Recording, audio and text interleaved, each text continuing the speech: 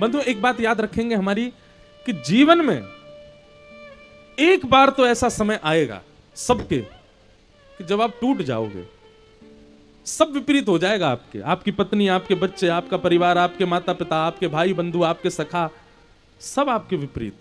ये ऐसा समय सबके जीवन में आएगा, इससे कोई नहीं बच पाएगा। चाहे वो भागवत का वक्ता हो, चाहे वो कितना ही बड़ा संत हो, कितना ही बड़ा मठाधीश हो, कितना ही बड़ा प्रधानमंत्री हो, कितना ही बड़ा कुछ हो, चाहे सामान्य से सामान्य व्यक्ति हो, अपने जीवन में विपरीत अवस्था सबके जीवन में आएगी। अगर आके चली गई है तो आप खुश हो जाओ कि चलो निकल चुका है, लेकिन अगर अभी तक नहीं आया है ऐसा समय, प्रतीक्षा करो, आएगा, आएगा जरूर। कोई नहीं बच पाएगा ऐसे समय से। मतलब वो समय ऐसा होगा, आप सोच तो अच्छा रहे थे, आप करना तो अच्छा चाह रहे थे, पर होगा सब उल्टा। जो आप चाह रहे हो वह भी उसका प्रभाव भी उल्टा पड़ जाएगा, और सारे आपके अपने आपके विपक्ष में खड़े हो जाएंगे। आप अकेले रहोगे। उस समय केवल एक व्यक्ति आपके संग रहेगा, यदि उसको अभी से भजा होगा तो। कौन? श्री कृष्ण। आपकी विषम से विषम परिस्थिति में संसार आपका त्याग कर देगा, पर श्री कृष्ण कभी त्याग नहीं करते। आपके पास जब एक समय खाने की रोटी होती थी, दूसरे समय भोजन नहीं होता था, तब भी श्री कृष्ण आपके साथ थे। और आपके पास बहुव्यंजन 56 भोग आ जाएंगे, तब भी श्री कृष्ण आपके पास रहेंगे। वे कभी त्याग नहीं कर सकते। भगवान श्री कृष्ण ने अपनी समस्त सेना लेकर के भगवान ढूंढने निकले। कहां है भैया, ढूंढो। तभी देखा कि सत्राजित यादव का भाई जंगल में मरा हुआ मिला। उसके पास मणि नहीं थी। थोड़ी दूर जाकर के देखा तो शेर मरा हुआ मिला, उसके पास भी मणि नहीं थी। पंजे के निशान के पीछे पीछे गए तो भगवान एक गुफा में प्रवेश कर गए।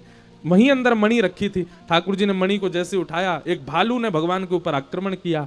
18 दिन तक ठाकुर जी ने उसके साथ युद्ध किया। 18 दिन बाद जब वो भालू पस्त हो गया, चरणों में गिर गया, बोले भगवान मैं सामान्य भालू नहीं हूं, मैं जामवंत हूं। भगवान ने जामवंत को देख के हृदय से लगाया। जामवंत जी को पूरी बात बताई। मणि से हमारे ऊपर बड़े कलंक लग गए द्वारिका में, ये मणि हमको ले जानी है,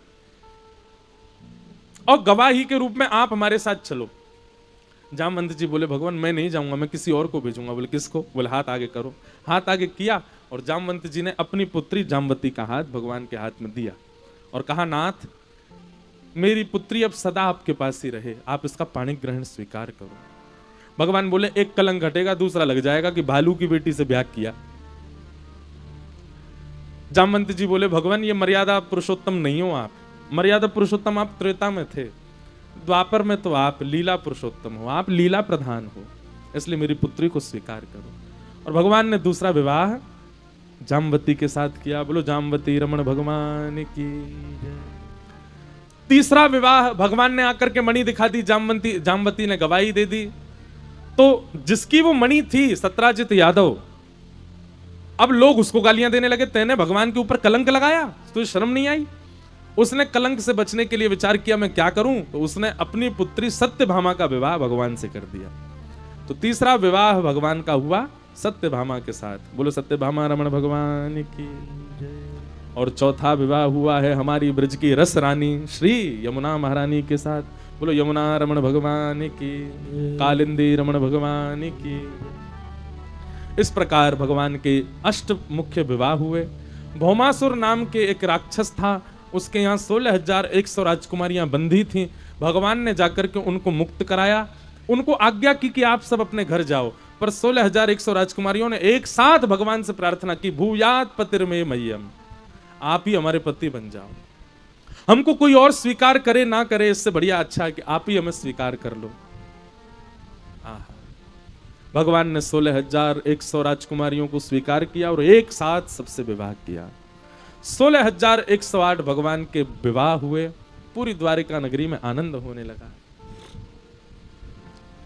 ठाकुर जी कितने कृपालु, कितने दयालु हैं। ब्रज के नंद लाला राधा जी के सांवरिया, सब दुख दूर हुए जब तेरा नाम लिया।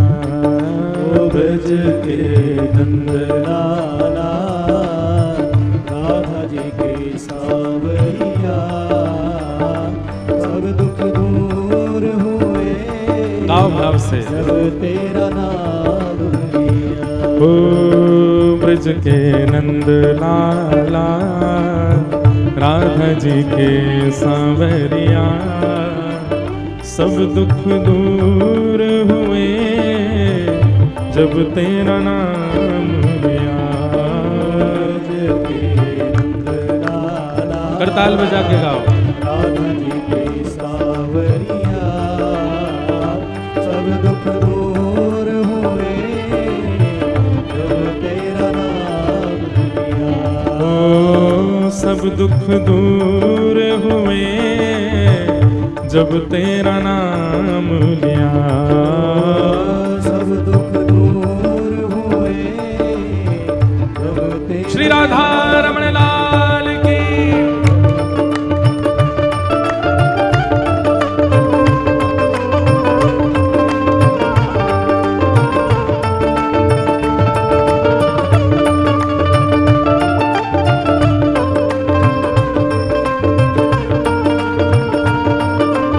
द्वारिकाधीश की।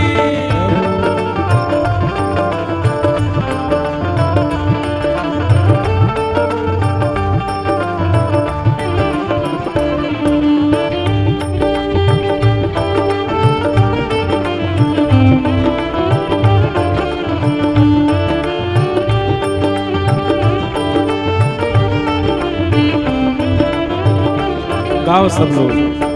ओ मीरा पुकारे तुम्हें गिरधर गोपाला।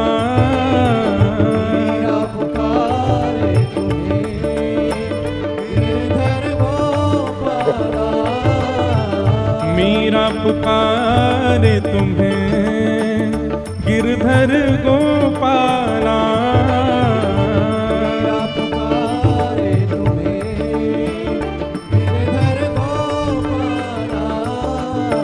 ढल गया अमृत में विष का भरा प्याला। ढल गया अमृत में विष का भरा प्याला। ओ विष का भरा प्याला कौन मिटाए उसे जिसे तूने राख लिया। सब दुख दूर हुए जब तेरा नाम लिया। सब दुख दूर हुए जब तेरा नाम। करताल बजा के गाओ। ओ ब्रज के नंद लाला राधा जी के सांवरिया सब दुख दूर हुए जब तेरा नाम लिया। सब दुख दूर हुए जब तेरा नाम लिया। ओ सब दुख दूर हुए जब तेरा नाम लिया। सब दुख दूर हुए जब तेरा नाम लिया। जब तेरे गोकुल में आई विपदा भारी। जब तेरे गोकुल में आई विपदा भारी। ओ जब तेरे गोकुल में आई विपदा भारी। जब तेरे गोकुल में आई विपदा भारी। तो ओ एक इशारे में टाली विपदा सारी। एक इशारे पर टाली विपदा सारी। ओ टाली विपदा सारी मेरे मन मंदिर में रास रचाओ सांवरिया। सब दुख दूर हुए जब तेरा नाम लिया। सब दुख दूर हुए जब तेरा नाम लिया। सब दुख दूर हुए जब तेरा नाम लिया। दुख दूर हुए गाओ। नाम लिया। ओ ब्रज के नंद लाला, राधा जी के सांवरिया, सब दुख दूर हुए जब तेरा नाम लिया। दुख दूर हुए जब गिरधर गोपाल की।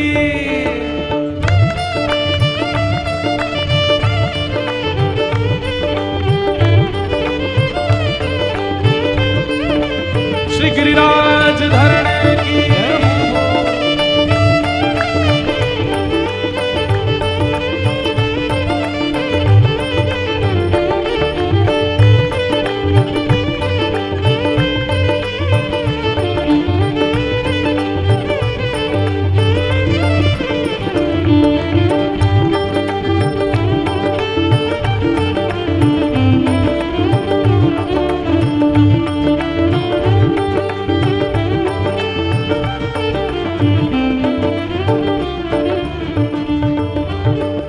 देख रहे हो तुम मेरे दुखड़े सारे, देख रहे हो तुम मेरे दुखड़े सारे। देख रहे हो तुम मेरे दुखड़े सारे। देख रहे हो तुम मेरे दुखड़े सारे। अच्छा, यहाँ पर दुख का मतलब ये नहीं कि संसार में कुछ काम नहीं बनना, पैसे नहीं आ रहे, पत्नी नहीं मान रही, बच्चे नहीं, ये दुख नहीं है। नाथ, आप ये मत सोचना कि मैं इस दुख के लिए आपसे कह रहा हूँ। मेरा एक ही कष्ट है, क्या हर दिन मेरा जीवन बढ़ता जा रहा है, जीवन निकलता जा रहा है हाथ से, और आप मुझे मिल नहीं रहे हो, यही मेरा दुख है। देख रहे हो तुम मेरे दुखड़े सारे, देख रहे हो तुम मेरे दुखड़े सारे। कब दर्शन दोगे मेरी आंखों के तारे। कब दर्शन दोगे मेरी आंखों के तारे। ओ कब दर्शन दोगे मेरे प्राणों के प्यारे। कब दर्शन दोगे मेरी प्राणों के प्यारे। ओ मेरी आंखों के तारे। कैसा दर्शन करना है? तो अधर पे मुरली है, कांधे पे कामरिया, सब दुख दूर हुए जब तेरा नाम लिया। सब दुख दूर हुए जब तेरा नाम लिया। सब दुख दूर हुए जब तेरा नाम लिया। सब दुख दूर हुए। भाव में भर करके सब लोग गाओ। ओ ब्रज के नंद लाला, राधा जी के सांवरिया, सब दुख दूर हुए जब तेरा नाम लिया। सब दुख दूर हुए जब तेरा नाम लिया। ओ सब दुख दूर हुए जब तेरा नाम लिया। सब दुख दूर हुए जब तेरा गाओ करताल बजा के। ओ गोविंद मेरो है, गोपाल मेरो है, गोविंद मेरो है, गोपाल मेरो है। हे गोविंद मेरो है, गोपाल मेरो है। मेरो है गोपाल मेरो है। ओ प्यारो गिरवर धारी, गोपाल मेरो है। ओ प्यारो गिरिवर धारी गोपाल मेरो है। ओ प्यारो नटवर धारी, गोपाल मेरो है। प्यारो नटवर धारी गोपाल मेरो है। हे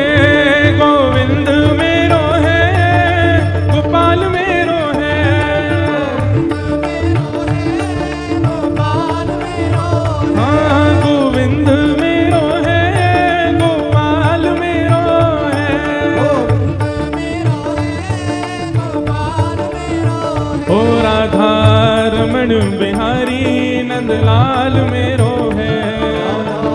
रमण बिहारी नंदलाल मेरो है। ओ राधा वल्लभ बिहारी गोपाल मेरो है। वल्लभ बिहारी गोपाल मेरो है। ओ मेरा गिरिवरधारी गोपाल मेरो है। मेरा गिरिवरधारी गोपाल मेरो है। ओ मेरा गिरिवरधारी गोपाल मेरो है। मेरा गिरिवरधारी गोपाल आओ भाव से हे गोविंद मेरो है गोपाल मेरो है। मेरो है गोपाल मेरो है। हाँ गोविंद मेरो है गोपाल मेरो है। मेरो है गोपाल मेरो है। ओ प्यारो बांके बिहारी नंदलाल मेरो है। प्यारो बांके बिहारी नंदलाल मेरो है। ओ सेवा कुंज बिहारी गोपाल मेरो है। सेवा कुंज बिहारी गोपाल मेरो है। ओ मदन मोहन बिहारी नंदलाल मेरो है। बिहारी गोपाल मेरो है। हे गोपीनाथ बिहारी नंदलाल मेरो है। गोपीनाथ बिहारी नंदलाल मेरो है। ओ प्यारो गिरिवरधारी नंदलाल मेरो है। प्यारो गिरिवरधारी नंदलाल मेरो है। हे गोविंद मेरो है गोपाल मेरो है। मेरो है गोपाल मेरो है। हाँ गोविंद मेरो है गोपाल मेरो है। मेरो है गोपाल मेरो है। हे गोविंद मेरो है। गोपाल मेरो है। हाँ गोविंद मेरो है। गोपाल मेरो है। हे गोविंद मेरो है। गोपाल मेरो है। गोविंद मेरो है। गोपाल मेरो है। गोविंद मेरो है। गोपाल मेरो है। गोविंद मेरो है। गोपाल मेरो है। गोविंद मेरो है। गोपाल मेरो है। गोविंद मेरो है। गोपाल मेरो है। गोविंद मेरो है। गोविंद मेरो है। गोविंद मेरो है। गोविंद मेरो है। गोपाल मेरो है। गोविंद मेरो है। गोपाल मेरो है। हाँ गोविंद मेरो है। गोपाल मेरो है। हाँ गोविंद मेरो है। गोपाल मेरो है। गोविंद मेरो है। गोपाल मेरो है। हाँ गोविंद मेरो है। गोपाल मेरो है। जय जय श्री राम। जय जय श्री राम। जय जय श्री राम।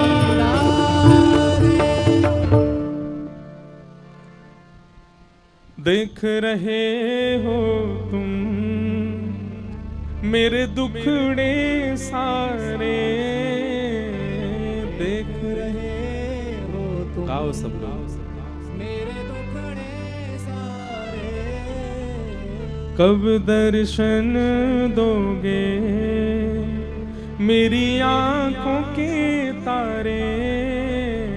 कब दर्शन दोगे मेरी आँखों के तारे। ओ मेरे आंखों के तारे। अधर पे मुरली है कांधे पे कामरिया। सब दुख दूर हुए जब तेरा नाम लिया। सब दुख दूर हुए जब तेरा नाम लिया। वो ब्रज के नंद लाला राधा जी के सावरिया। सब दुख दूर हुए जब तेरा नाम लिया। सब दुख दूर हुए जब तेरा नाम लिया। ठाकुर जी कितना ध्यान रखते हैं सबका। बंधुओं, हमारे जीवन में कोई आपत्ति विपत्ति संकट पीड़ा रोग कुछ भी आ जाए, सबकी एक ही औषधि है, क्या? हरि नाम। ठाकुर जी का नाम पुकारना प्रारंभ कर दें, ठाकुर जी अपने आप उसको सुमंगल कर देते। इस प्रकार भगवान के 16,108 विवाह हुए। तत्पश्चात द्वारिका लीला का विस्तार बताया गया। भगवान राजसूय यज्ञ में पांडवों के यहां पर पहुंचे, वहां पर शिशुपाल का वध हुआ। आगे कुरुक्षेत्र में ब्रजवासियों से ठाकुर जी का मिलन हुआ, ब्रज द्वारिका मिलन का सत्र सुनाया गया। तत्पश्चात भगवान के परम मित्र श्री सुदामा जी की कथा सुनाई गई। सुदामा जी ठाकुर जी के मित्र नहीं है, सखा हैं। क्या है? सखा। मित्र और सखा में अंतर होता है। जो कभी कभी मिले, काम पड़ने पर मिले, उसको मित्र कहते हैं, पर जो संग खाए, संग रहे, संग ही सब क्रिया करे, उसको सखा कहते हैं। ठाकुर जी को मित्र मत बनाओ, ठाकुर जी को सखा बनाओ। सदा ठाकुर जी संग रहे, ऐसी भावना चित्त में बनेगी। सुदामा जी भगवान के सखा हैं, लेकिन कभी अपनी पत्नी, बच्चे, परिवार से कभी ये बात खुल करके नहीं कहते कि श्री कृष्ण मेरे सखा हैं। क्यों? कहीं कोई ठाकुर जी के ऊपर प्रश्न ना उठा ले, कैसे सखा हैं भगवान तुम्हारे? सखा होने के बाद भी तुमको ऐसे छोड़ दिया, तुम्हारे ऊपर कृपा नहीं की, अनुग्रह नहीं किया। इस भय से सुदामा जी किसी को नहीं बताते थे कि श्री कृष्ण मेरे सखा हैं, कि कहीं कोई उन पर प्रश्न ना उठा ले। यही तो उनका सखत्व इतना अद्भुत है। या हम लोगों का तो नेक फोटो खिंच जाए विधायक के संग तो उसको इतना बड़ा करवा के लगवा लेते हैं घरों में। विधायक हमारे चाचा जी का बेटा, उसके ससुर जी का फूफा है। हम लोग विशिष्ट व्यक्ति से संबंध ना भी हो तो भी दिखाते हैं कि देखो हमारा इससे संबंध है, पर सुदामा जी का तो संबंध था फिर भी नहीं बताया। बंधुओं, एक बात सदैव याद रखना,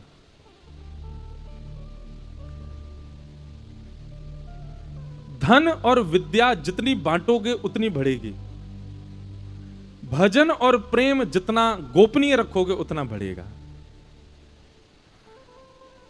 दोबारा बोलें, धन और विद्या जितनी बांटोगे उतनी बढ़ेगी, उतना बढ़ता है।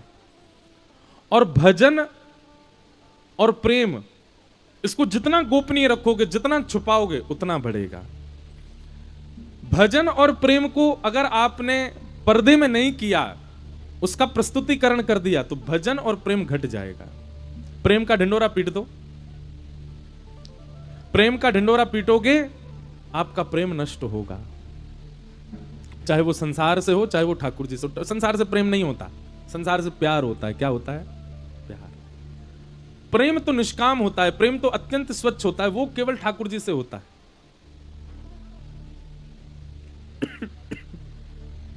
इसलिए प्रेम को गोपनीय रखो, उसका ज्यादा प्रचार मत करो। सुदामा जी महाराज कभी भी ये नहीं कहते थे कि कृष्ण मेरे मित्र हैं, सखा हैं। एक दिन भगवान ही एक भिक्षुक का वेश धारण करके आए, और वेश धारण करके आए और आकर के सुदामा जी के द्वार पर आकर के भिक्षा मांगने लगे।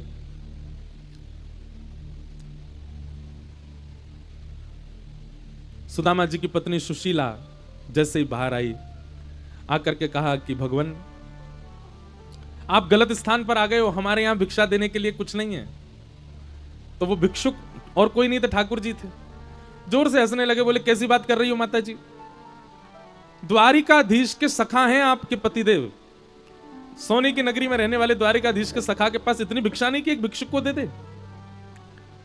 सुदामा जी की पत्नी बोली आपको किसी ने गलत बता दिया है, द्वारिकाधीश के तो हम दूर दूर तक कोई संबंध ही नहीं है, हमारे पति मित्र कैसे हो सकते हैं। महाराज भिक्षुक ने प्रमाण सहित कह दिया, बोले कि तुम्हारे पति के मित्र हैं द्वारिकाधीश। सुशीला बोली मुझे कैसे पता चले? बोले देखो तुम्हारे पति छुपाते हैं कि कहीं तुम कुछ मांग जांच ना कर लो कि भाई अपने मित्र से कुछ मांग लाओ, वो तो इतने बड़े संपत्तिवान लक्ष्मीपति हैं। इस भय से वो तुमको बताते नहीं है कि श्री कृष्ण उनके मित्र हैं।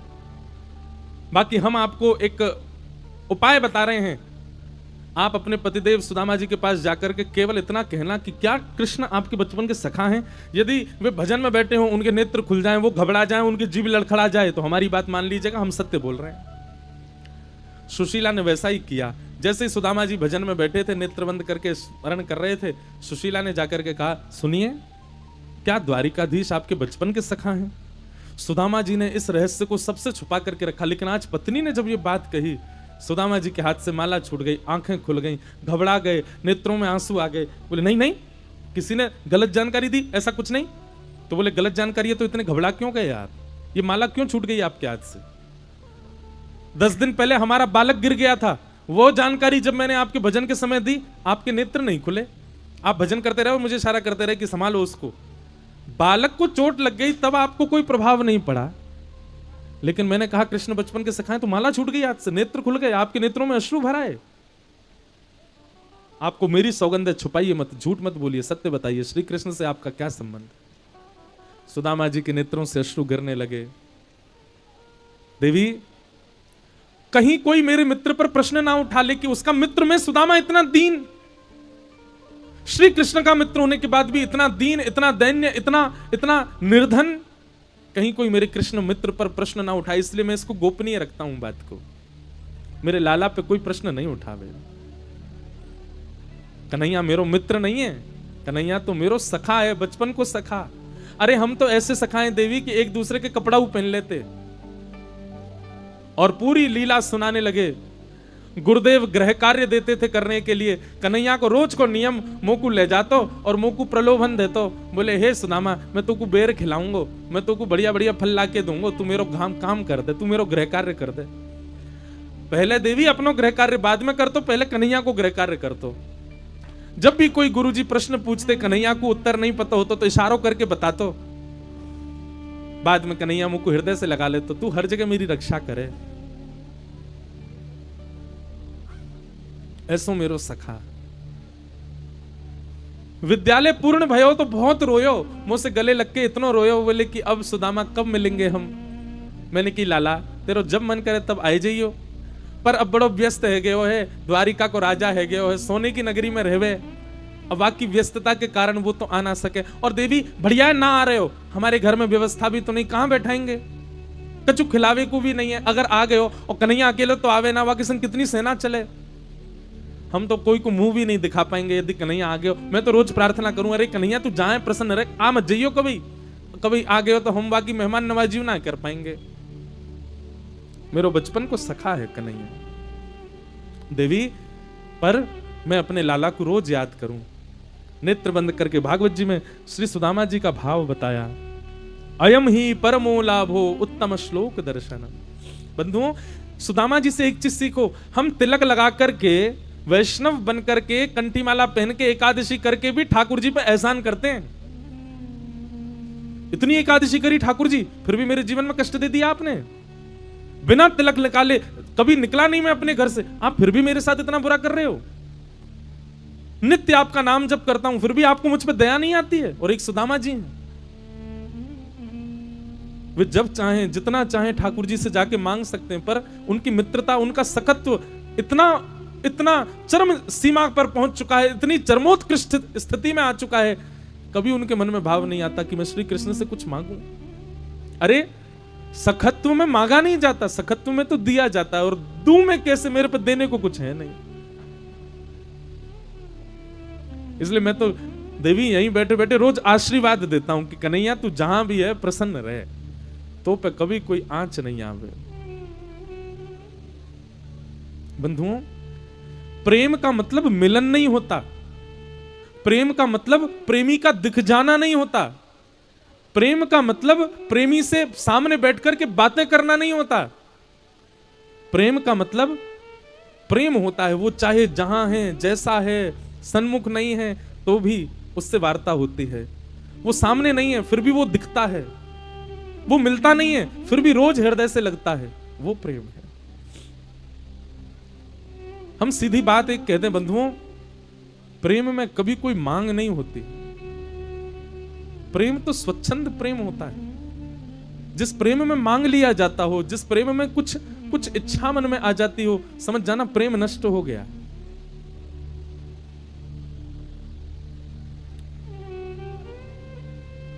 सुशीला सामने बैठकर के रुदन कर रही है, बोले कि नाथ आपने इतना बड़ा रहस्य छुपाया।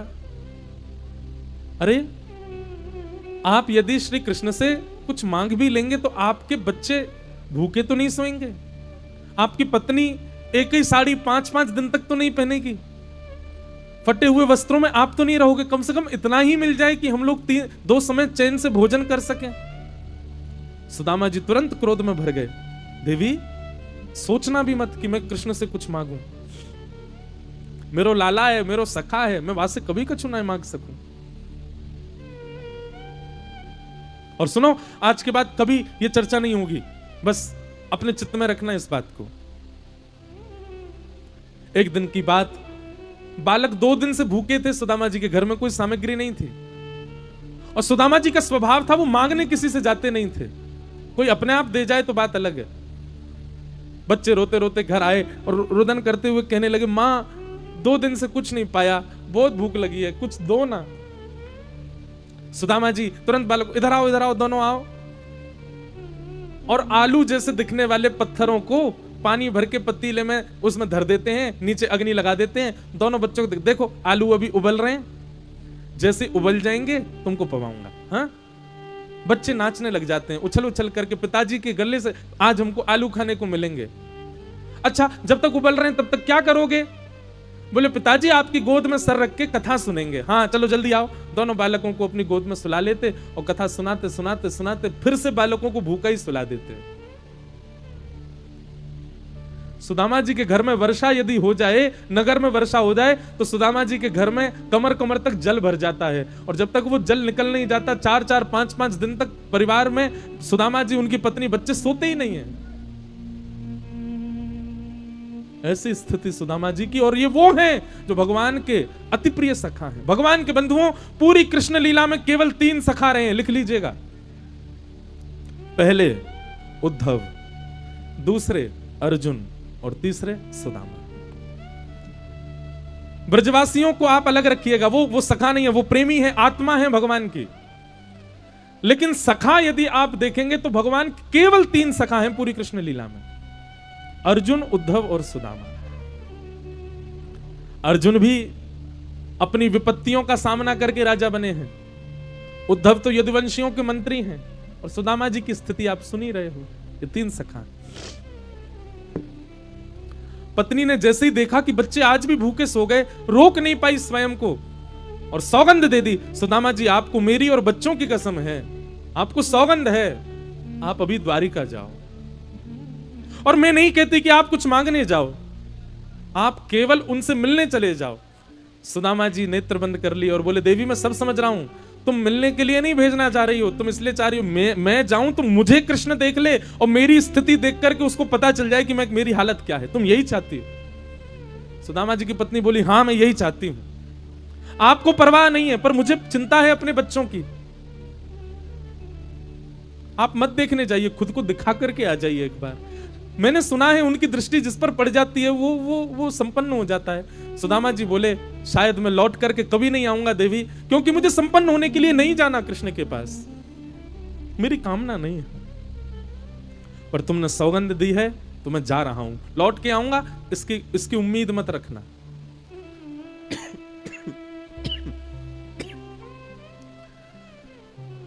सुशीला दौड़ करके गई, 4 घरों से 4 मुट्ठी चावल ले आई, पोटली बांध करके सुदामा जी को दे दी। मित्र के घर खाली हाथ नहीं जाते, ये लेके जाओ।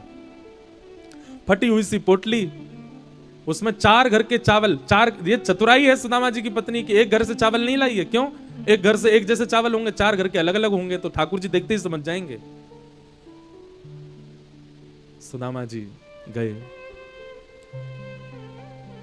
बंधुओं, हम संपूर्ण विस्तार तो नहीं करेंगे, पर एक कथा सुना करके सुदामा चरित्र को पूर्ण करेंगे। आज द्वारिकाधीश यदि सोने की नगरी के राजा हैं, श्री द्वारिकाधीश को आज तक भी 56 भोग लगता है, तो ये सुदामा जी का आशीर्वाद है ठाकुर जी को, ये सुदामा जी की भेंट है ठाकुर जी को। भृगु ऋषि आए थे, जब दोनों सांदीपनी गुरुकुल में पढ़ते थे कृष्ण सुदामा। एक दिन भृगु ऋषि आए और आकर के भिक्षा मांगने लगे, माते भिक्षाम देही। तभी सांदीपनी उपाध्याय गुरुदेव की पत्नी, उन्होंने मन में विचार किया, अभी विद्यालय में इतनी सामग्री तो नहीं कि मैं इनको दान करूं, कृष्ण और सुदामा दोनों वन में जाने वाले हैं लकड़ी लेने के लिए, पत्र पुष्प लेने के लिए। उन दोनों बालकों के लिए मैंने चने की पोटली बना करके रखी है। अब वो भी मैं इनको दे दूंगी तो बालक क्या खाएंगे? ये तो महात्मा है, कहीं और से इनको मिल जाएगा। बालकों के लिए जो सामग्री है वो तो बालकों की रहनी चाहिए। तो गुरु माने भृगु ऋषि से कहा, क्षमा करें भगवान, आज अभी विद्यालय में ज्यादा सामग्री नहीं है, आप फिर कभी आ जाइएगा। भृगु ऋषि ने नेत्र बंद करके देखा कि इतना बड़ा विद्यालय, दिव्य दृष्टि से देखा, कुछ नहीं है देने को।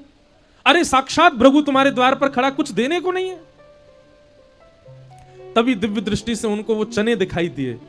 भृगु ऋषि बोले, अच्छा बताता हूं। थोड़ी दूर गए और वहां कमंडल में से जल हाथ में लिया और श्राप दे दिया। गुरु मां गुरुदेव का बड़ा लोभ है बच्चों के प्रति, बड़ा मोह है बच्चों के प्रति, उनके लिए सामग्री बचा करके रखी। भृगु ऋषि को खाली हाथ भेज दिया। श्राप देता हूं, जो भी उन चनों को खाएगा वो लक्ष्मीहीन हो जाएगा, उसके घर से सदा सर्वदा के लिए लक्ष्मी चली जाएगी। भृगु ऋषि ने जिस समय ये श्राप दिया, जिस वृक्ष के नीचे भृगु ऋषि खड़े थे, उसी वृक्ष के पीछे एक झाड़ी में तुलसी जी तोड़ रहे थे सुदामा जी। और तब सुदामा जी प्रणाम करने के लिए बाहर निकल ही रहे थे कि तभी उन्होंने जल लेकर के श्राप दिया। सुदामा जी रुक गए और सुनने लगे ये क्या कर रहे हैं। तभी उन्होंने श्राप दिया, जो भी इन पोटली के चनों को खाएगा वो लक्ष्मीहीन हो जाएगा। सुदामा जी दौड़ करके गए कि मैं जाऊं देखूं कौन खा रहा उन पोटलियों को। तभी क्या देखते हैं, गुरुकुल से गुरु मां ही श्री कृष्ण को दोनों पोटलियां दे रही है। एक तेरी है लाला और एक सुदामा की है, दोनों पालियों वन में जाकर के। सुदामा जी दौड़ करके गए और जाकर के कहा, गुरु मां इसको मत दीजिए, मुझे दीजिए, जे बड़ो भोलो है, कहीं फेंक देगो, गेड़ देगो, मोए दे दो, मैं रख लूंगा, मैं खवाई दूंगा याकू। और सुदामा जी ने दोनों पोटली अपने पास रख ली। जैसे ही कृष्ण और सुदामा वन में गए, सुदामा जी अवसर ढूंढ रहे हैं और तभी एक अवसर मिला। एक लंबा पेड़, ठाकुर जी पेड़ पे चढ़ने में थोड़े कमजोर हैं। सुदामा जी दौड़ करके उसके ऊपर चढ़ गए और पोटलियां निकाल करके सारे चने खाने लगे। ठाकुर जी बार बार कह रहे हैं, अरे सुदामा जा, में मेरे हिस्सा क्यों चना है, अकेला मत खाए जाइयो, मुंह को ऊपर आंदा है, मैं खाऊंगा। लेकिन सुदामा जी नहीं माने, सारे चने खा गए, मुख में भर लिए सारे। किसी ने कहा फेंक दिए होते, अरे फेंक देते, कहीं अंकुरित होकर के यदि कोई और चने हो जाते, कितने लोग उसको पा लेते, कितने लोगों लक्ष्मीहीन हो जाते, इसलिए फेंके नहीं। सुदामा जी ने संपूर्ण चने पा लिए। ठाकुर जी ऊपर आए, आकर के कहने लगे, सुदामा तू तो बड़ो नीत लो है, तुम मेरे हिस्सा की चना खागो। अरे इतनी भूख लग रही, मुझे कह देता हूं, कम से कम ये तो नहीं करना चाहिए, दूसरे के अधिकार की वस्तु नहीं पानी चाहिए। सुदामा जी ने ठाकुर जी को हृदय से लगायो और बस एक ही बात बोले रोते हुए, बोले लाला तू सदा प्रसन्न रही हो, तू सदा खुश रही हो, तेरे हिस्सा के जितने कष्ट हैं वो सब भी मेरे जीवन में आ जाएं, पर तू सदा राज करियो, 56 भोग पइयो, सोने की नगरी में वास करियो, खूब सारे तेरे ब्याह है जाएं, खूब सारे तेरे बाल बच्चे है जाएं। लाला जीवन में जितना सुख मानव के होना चाहिए वो सबरे सुख तेरे जीवन में आ जाएं, ऐसा मेरा आशीर्वाद है लाला। बंधुओं, हमारे ब्रज के रसिक संत कहते हैं, द्वारिका नगरी इतनी विशाल है, इतनी अद्भुत है, उसमें सोना मढ़वाने की क्या जरूरत थी। बोले भैया ये अतीत का जो धन द्वारिका में है ना, ये सुदामा जी ने भेंट किया है ठाकुर जी को। ये सुदामा जी के हिस्से में आने वाला था, ये सुदामा जी के जीवन में आने वाला था, पर उन चनों को सुदामा जी ने पाकर करके अपने हिस्से का धन भी ठाकुर जी को दे दिया। लाला तू सदा प्रसन्न रहे, ऐसे श्री सुदामा जी। पर ठाकुर जी क्या जानते नहीं है, सब जानते हैं। एक समय ठाकुर जी के पास सुदामा जी पहुंचे, भगवान ने जाकर के उनका खूब स्वागत किया, आसन पर विराजमान करके अपने नेत्रों के जल से उनके पैर को धोया, आदि आदि कथा सब आप लोगों ने श्रवण की है। सुदामा जी ने कुछ नहीं मांगा और भगवान ने सब कुछ दे दिया। तुच्छ, कुछ और सब कुछ, तीन बात हमेशा याद रखना। किसी से कुछ मांगोगे तो तुच्छ मिलेगा, किसी की कुछ सेवा करोगे तो कुछ मिलेगा। और किसी के लिए नहीं, हम ठाकुर जी से कह रहे हैं, ठाकुर जी से कुछ मांगोगे तो तुच्छ देंगे, सेवा करोगे तो कुछ देंगे। लेकिन भुजा उठा के ठाकुर जी से कहोगे नाथ मैं आपका हूं, तो ठाकुर जी सब कुछ दे देंगे। और ठाकुर जी के पास सब कुछ देने को केवल एक ही है। ठाकुर जी के सब कछु कहा दूं, मैं खुद को ही दे दूंगा। ठाकुर जी खुद को दे देते हैं। ऐसे सुदामा जी को हम बारंबार प्रणाम करते हैं। बोल सुदामा जी महाराज की।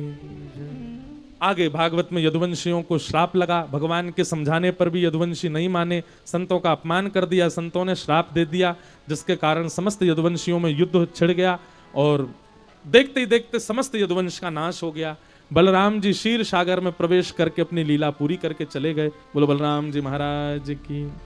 भगवान वन में बैठे थे, वृक्ष के नीचे बैठ करके अपनी संपूर्ण लीला का चिंतन कर रहे थे। तभी एक भेलिया ने भगवान के पैर पर बाण मार दिया। ठाकुर जी ने उस भेलिया को वैकुंठ से आए हुए विमान में बैठा करके वैकुंठ भेज दिया। बोले सब मेरी इच्छा से हो रहा है। बंधुओं, ठाकुर जी को कभी भी आप हमारी आपकी तरह प्रस्थान करने वाला मत समझिएगा। कई लोग बोलते पाए गए, चिता बनाई, उस पर भगवान धर दिए, राम राम राम राम, कितनी गलत बात। ऐसा कभी नहीं बोलना चाहिए। भगवान ने उद्धव को ज्ञान उपदेश किया और कहा उद्धव अब मैं अपनी लीला पूरी कर रहा हूं। उद्धव ने कहा नाथ अब हम सबको जब आपकी याद आएगी तो हम कैसे जिएंगे। ठाकुर जी ने कहा उद्धव मेरी ओर देखो ध्यान पूर्वक। उद्धव ने भगवान की ओर देखा और ठाकुर जी तुरंत खड़े हुए और एक दिव्य ज्योति में परिणत हो गए। 7 बार आकाश में भ्रमण किया और 7 बार भ्रमण करते हुए तिरोधाय प्रविष्टोयम श्रीमद् भागवतार्णवम। ठाकुर जी की वह दिव्य ज्योति भागवत में विराजमान हो गई और भगवान ने मानो उद्धव को आज्ञा कर दी, उद्धव ये मेरा ही स्वरूप है। जब भी तुम भागवत जी की शरण में आओ तो यही सोचना कि ये मैं ही हूं। यहां कहे गए शब्द किसी व्यक्ति के नहीं, किसी वक्ता के नहीं, किसी गुरु के नहीं। यहां से नीचे उतरने के बाद मेरे शब्द होते हैं, पर यहां बैठने के बाद यहां कहा गया एक एक शब्द ठाकुर जी का है, उसका आप पालन करो। इस प्रकार भगवान ने श्रीमद् भागवत में प्रविष्ट होकर के अपनी सत्ता को हम सबको बताया। भागवत जी का अंतिम श्लोक हम लोग गाएंगे। परीक्षित जी महाराज ने संपूर्ण कथा सुनी, शुकाचार्य जी ने कथा सुना करके कथा को विराम दिया।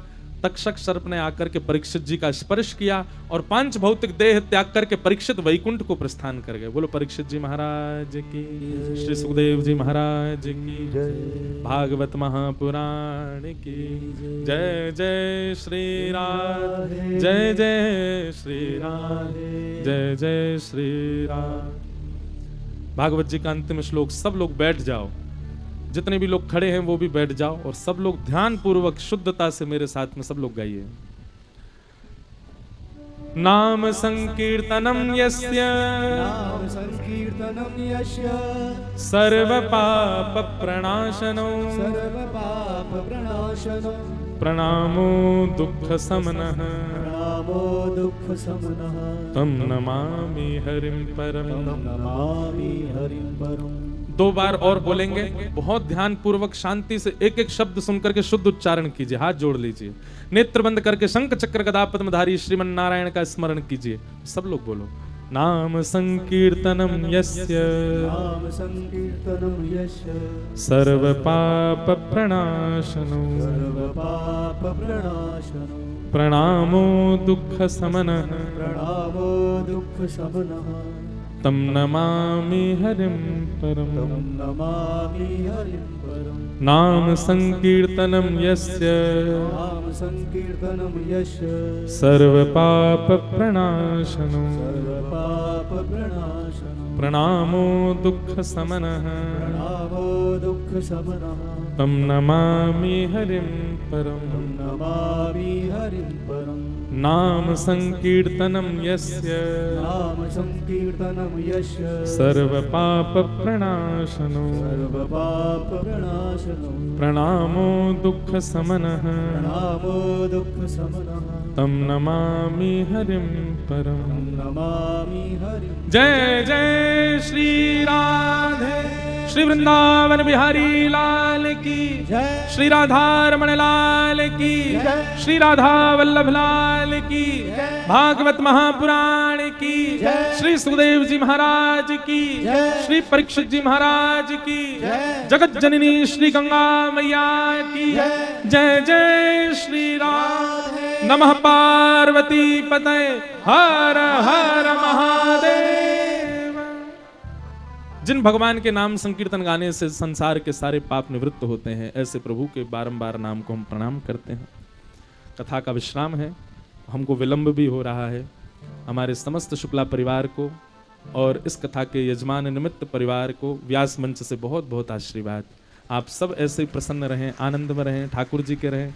समस्त कानपुर वासियों को और यहाँ आए हुए वैष्णवों को जय श्री कृष्ण, जय सिया राम, जय श्री राम, जय श्रीमन नारायण, जय श्रीमन नारायण, जय जय श्री राधे।